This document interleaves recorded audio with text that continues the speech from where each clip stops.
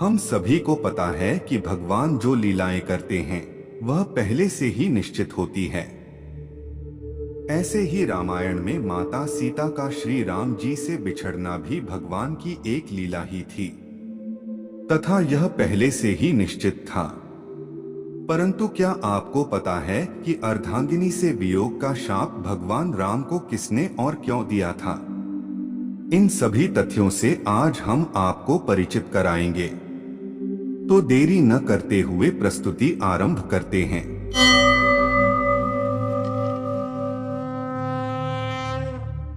रामचरितमानस अरण्यकांड में वर्णन किया गया है कि श्री राम जी लक्ष्मण जी के सहित माता सीता के अभियोग में घूम रहे थे।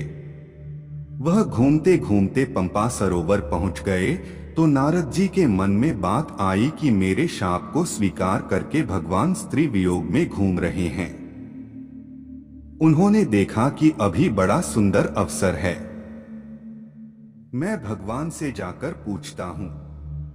तब नारद जी भगवान के समक्ष आए और श्री राम को प्रणाम किया और बोले, प्रभु, मैंने आपको शाप दिया था कि आपने मेरा विवाह नहीं होने दिया तो आपको भी स्त्री के वियोग का दुख खेलना पड़ेगा।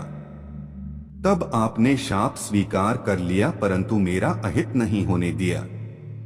फिर नारद जी ने पूछा, महाराज, उस समय आपने मेरा विवाह क्यों नहीं होने दिया? तो भगवान ने कहा, एक मेरे ज्ञानी भक्त होते हैं और दूसरे दास भक्त होते हैं, परंतु उन दासों की प्यारे भक्तों की मैं रखवाली करता हूं। करो सदा तिन्ह के रखवारी, जिमी बालक राखई महतारी, मोरे प्रौढ़ तनय सम ज्ञानी, बालक सुत सम दास अमानी। इसका भावार्थ है, ज्ञानी भक्त बड़े बेटे हैं, दास भक्त छोटे बालक के समान है। जैसे छोटे बालक का मां विशेष ध्यान रखती हैं, ऐसे ही मैं अपने दासों का सदैव ध्यान रखता हूं। मां प्रेम से बच्चे को खिलाती पिलाती है, प्यार करती है, गोद में लेती है, परंतु बच्चे को हानि नहीं पहुंचने देती। अपने मन की बात ना करने से बच्चा कभी कभी गुस्से में आकर मां को दूध पीते हुए काट लेता है, फिर भी मां बालक पर स्नेह रखती है, गुस्सा नहीं करती। वह तो फिर भी दूध पिलाती है और बालक का अहित नहीं होने देती। इसी तरह भगवान ने नारद जी के मन की बात नहीं होने दी तो उन्होंने भगवान को ही शाप दे दिया। मां थप्पड़ भी लगाती हैं तो प्यार से, ऐसे ही पहले नारद जी ने शाप तो दे दिया परंतु फिर पश्चाताप करके बोले, प्रभु, मेरा सब व्यर्थ हो जाए, मुझसे भूल हुई, मुझे क्षमा कर दो। भगवान ने कहा, मम इच्छा कह दीनदयाल, मेरी ऐसी ही इच्छा थी। पंपा सरोवर पर भगवान की वाणी सुनकर नारद जी को लगा कि भगवान प्रसन्न है।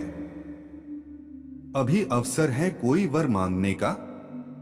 तब नारद जी ने कहा, मुझे एक वर दीजिए। तो भगवान बोले, कहो भाई, क्या वरदान चाहते हो? तब नारद जी ने कहा, राम सकल नामन्ह ते अधिका, ओ नाथ हग खग गण बधिका। आपका जो नाम है वह सब नामों से अधिक हो जाए और बधिक के समान पाप रूपी पक्षियों का नाश करने वाला हो जाए। भगवान के हजारों नाम है, उन नामों की गणना नहीं की जा सकती। हरि अनंत, हरि कथा अनंता। भगवान अनंत हैं, भगवान की कथा अनंत हैं, तो भगवान के नाम सीमित कैसे हो सकते हैं? राम अनंत अनंत गुणानी, जन्म कर्म अनंत नामानी। विष्णु सहस्त्र नाम में कहा गया है कि यानी नामानी गौणानी विख्यातानी महात्मनः। भगवान के गुण आदि को लेकर कई नाम हमारे समक्ष आते हैं। इनका जप किया जाए तो भगवान के गुण, प्रभाव, तत्व, लीला आदि ध्यान में आएंगे। भगवान के नामों से भगवान के चरित्र स्मरण आते हैं। भगवान के चरित्र अनंत हैं, उन चरित्रों को लेकर नाम भी अनंत हैं। गुणों को लेकर जो नाम है वह भी अनंत हैं। अनंत नामों में सबसे मुख्य राम नाम है। भगवान का वह राम नाम हमें मिल गया तो समझना चाहिए कि संपूर्ण संसार की अमूल्य संपत्ति हमारे पास है। इसलिए मोक्ष की प्राप्ति हो या मन की शांति, हमें राम नाम का भजन सदैव करना चाहिए तथा सभी मनुष्यों को राम नाम के प्रति जागरूक करना हमारा कर्तव्य है। आज की इस प्रस्तुति में केवल इतना ही। अब हमारी भेंट अगली ज्ञानवर्धक प्रस्तुति में होगी। हम आशा करते हैं कि हमारी आज की प्रस्तुति आपको पसंद आई होगी। अपने विचार हम सभी के समक्ष अभिव्यक्त करने के लिए कमेंट करें, वीडियो को शेयर करें, वह चैनल को सब्सक्राइब करें। तब तक के लिए जय श्री कृष्णा।